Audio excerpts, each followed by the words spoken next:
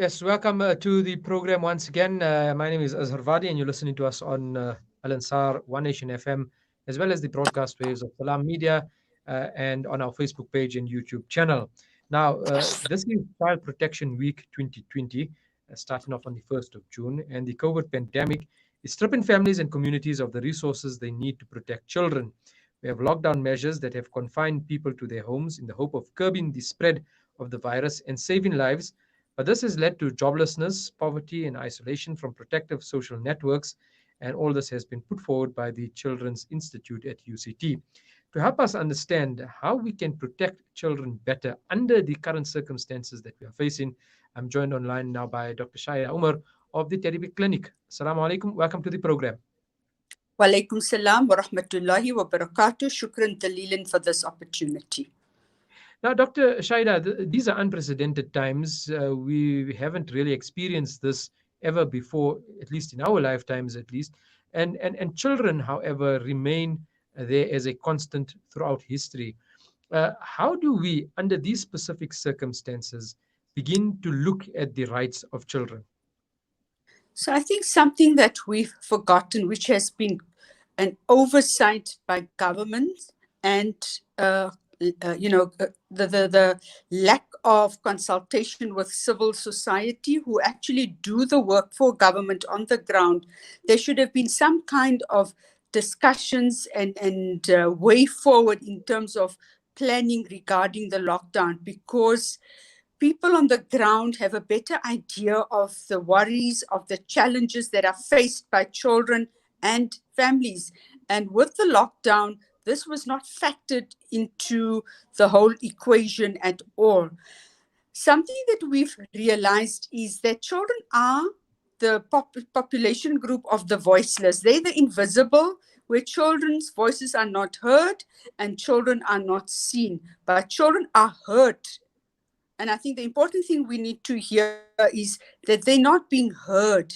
And right now with the lockdown, that is actually what we've also come face to face with, that whilst many resources have been made available, the online services, the 24-hour toll-free lines, children in the lockdown situation are trapped, are immobilized, are locked in and locked out from the outside world, as you've articulated. So they do not have any access to any resources to be rescued, where we know that many children have been subjected or inflicted with severe and extensive physical injuries, facing multiple fractures, bruises, lacerations, and children have also been subjected to sexual abuse. And the sad reality is that during lockdown, we know they are restrained within the confines of their homes. So who are the actual perpetrators here? We can see that it is somebody that is known and closely related to the child. And what we have uncovered is that a lot of the children have been violated by their very own family members that should have protected them. So again, I think, it's been these top-down policies that we have these first world opportunities and resources that are made available, which are totally unrealistic and unacceptable to children, and inaccessible as well. How does a child run out and make a call to an online support for counseling? And of course, we know that law enforcement have actually not played their part. Instead of becoming the friend of the community or of children, they are often seen as the foe or the enemy, because in the manner in which they respond to the community, and people are afraid to approach law enforcement outside that are visibly policing the COVID-19.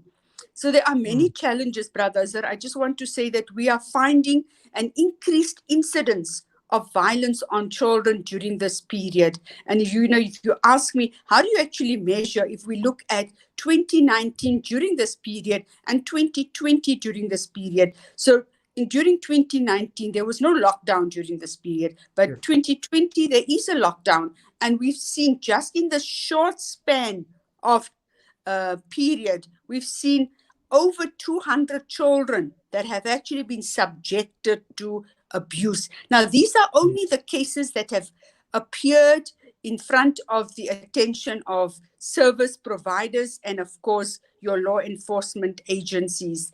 There are many cases that have gone unreported and that are not noted. And we need to be aware of this, that this is a harsh reality. The deprivation, the suffering, the secondary victimization has been extensive. Because if we look at deprivation, what kind of deprivation are we looking at? Firstly, many children have been prevented from attending school. Yes, we know it's about prevention of the COVID-19, but because of that prevention, many of them are deprived of food, basic food supply, the nutrition, feeding, nutrition schemes, children not having access to that as well. Children not having access to psychosocial support, because should they have been attending school, the opportunity or the potential for seeking counseling or any kind of intervention would be more likely, because children are likely to reach out to their peers, likely to reach out to educators or any kind of psychosocial support that is made available at school. So in fact, COVID-19 is preventing children or protecting children from the infection of the virus or the transmission of the virus, but it's opening many other loopholes where children are subjected to multiple trauma. Now, Dr. Shaheda, the one aspect, as you put it, thus far, is the pressing issue of abuse, neglect, lack of, food and nutrition as a result of people being or children being locked up in their homes. What about the issue around just the need for kids to be able to interact and socialize with other kids, to be able to play? I give you an example. I mean, we've had the return of children to school in this week. Family members and people that we've been discussing with and talking to over a couple of days now, and looking at their children and going into schools, have said that even while going into school, it's not a pleasant experience anymore. We can't talk to our friends. We've got to sit far apart from each other. We've got to wear masks that are claustrophobic, and it's becoming very difficult to even be happy in a school setting. How important is the social interaction of kids between kids? Thank you for raising that, Brother Azhar, because the social connectedness, I think what we've all been subjected to is isolation. So it's not only isolation, which is compounded by fear, worry, angst, and of course, uncertainty, the insecurities that have been instilled. And now that children are returning to school, it's further compounded by the fact of the fear of being infected or the transmission of the virus. And I think a lot of children are also witnessing the daily media hypes around death and dying. And one of the greatest fears and concerns are that, am I going to die? Or is my loved one, my parents, my grandparents, any significant others, are they going to die as a result of this? And these are things that I think are critical for children to have a deeper understanding of, because that is where we are failing and falling short. Everybody's focusing on the curriculum. Yes, the curriculum is important. It is very important.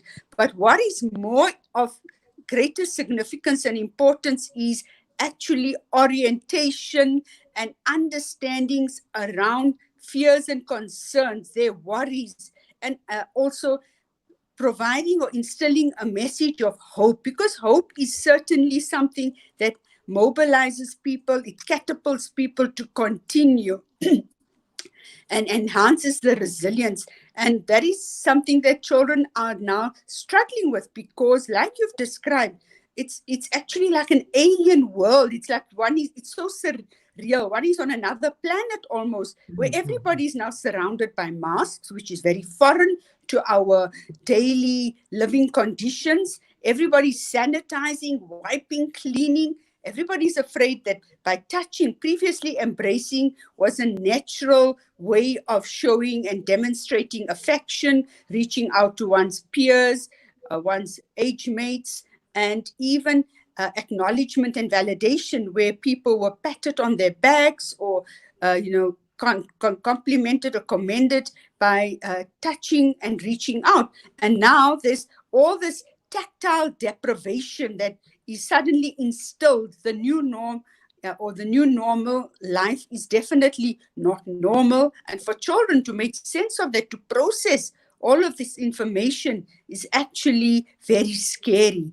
This world now suddenly, instead of being a place of safety and security, a place where you can have fun and enjoy and socialize, is now a dangerous place. The world has become a dangerous situation where people are all paranoid, suspicious, fearful, and actually uncertain of what's going to happen next. And of course, what we are now faced with is that many children are going to manifest symptoms. We're going to find that the mental state will be affected because play is a natural medium of communication. How do children learn about the environment? How do they learn about each other? It's via play. And unfortunately, play has now been, pathologized. It's almost as if you are not allowed to play. The restrictions are very limiting and disempowering.